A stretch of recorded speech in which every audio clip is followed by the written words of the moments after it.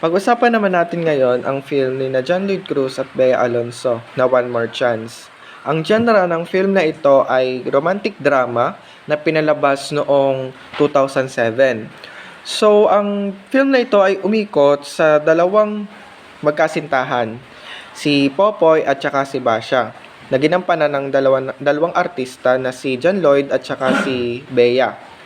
So, yung kwento nitong One More Chance ay umikot sa dalawang couple na since college hanggang sila naging professional. So, si Popoy ay isang engineer at saka naman si Basha ay isang architect. So, sila ay nagkaroon lang ng misunderstanding about sa kanilang gusto sa buhay kaya sila ay naghiwalay, and then kinalaunan ay sila ay nagkatuluyan uli kaya siguro ito ay tinawag na One More Chance. Uy ka na! Uy ka na!